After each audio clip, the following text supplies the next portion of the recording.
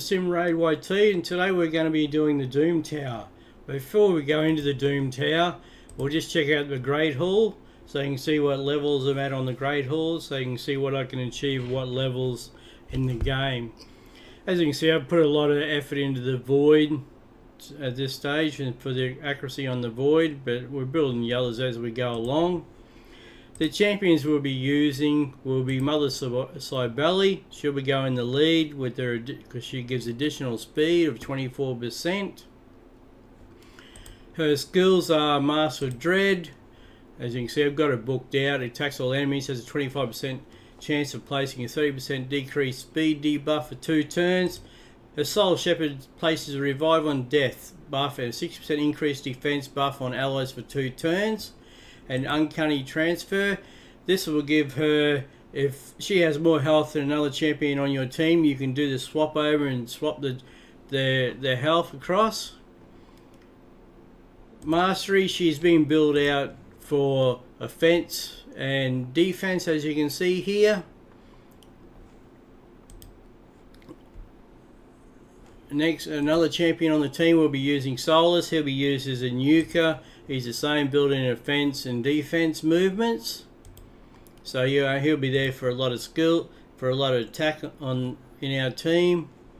His skills are Bewildering Blow. Attacks one enemy, has a 35% chance of placing a stun debuff for 1 turn. And you can see I booked him out as well. Attacks all enemies on his Reign of Terror, increases the duration of all debuffs on each target by 1 turn.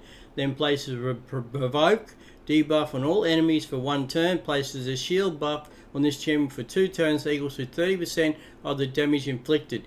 Damage increases by 10% for each debuff on the target.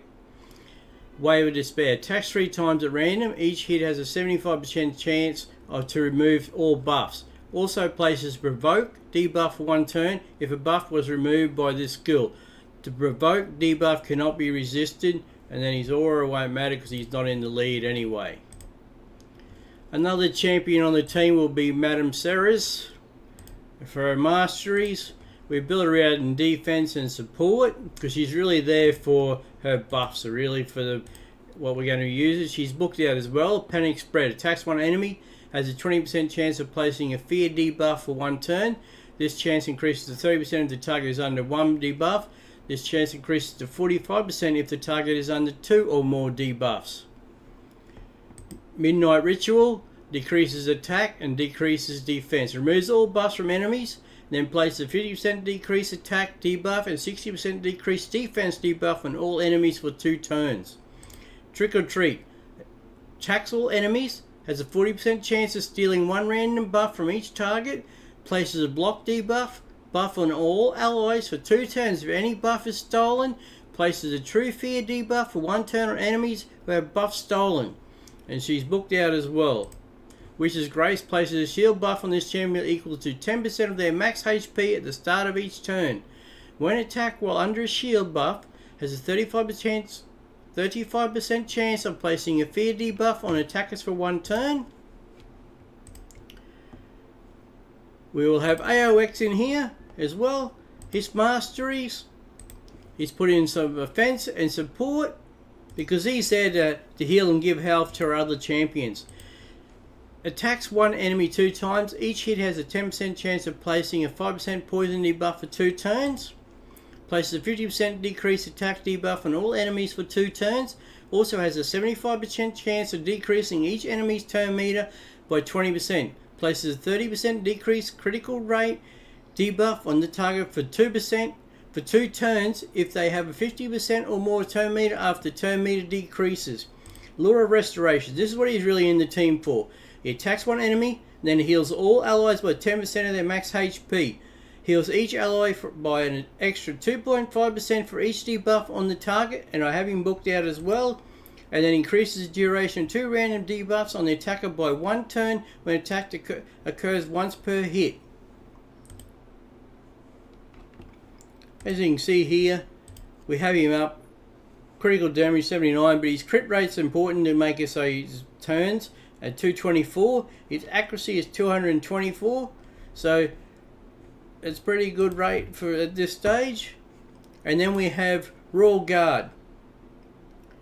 Now, Royal Guard skills, he's going to be another nuker in the team. Attacks one enemy, has a 50% chance of placing a 60% decreased defense buff for 2 debuff for 2 turns. And you can see I've got him booked out.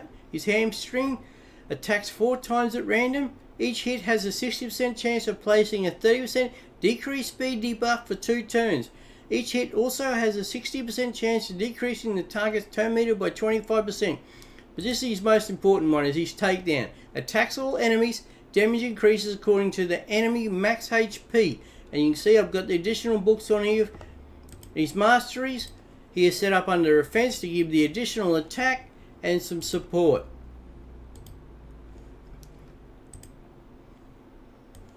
And that's how we'll be doing the start of the Doom Towers. And we'll be doing just the normal first. Okay guys, we'll get into Doom Tower floor 9. We'll have our Mother Sibeli as the lead with additional 24% speed. Madame Ceres for buffs and debuffs. AOX here will be there with his some buffs and debuffs as well, and the additional heal skill he can give to all our champions.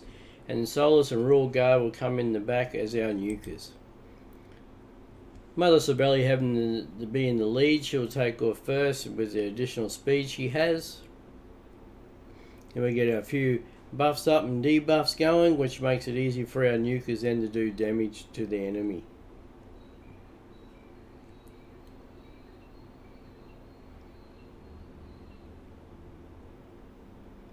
See, as you see there,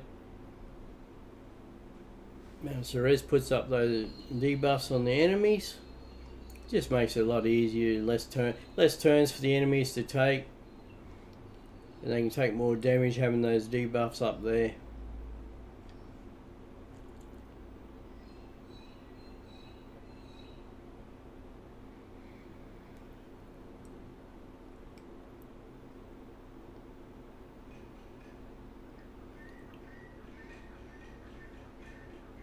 Okay, and that was floor 9. We reward there of 25 gems.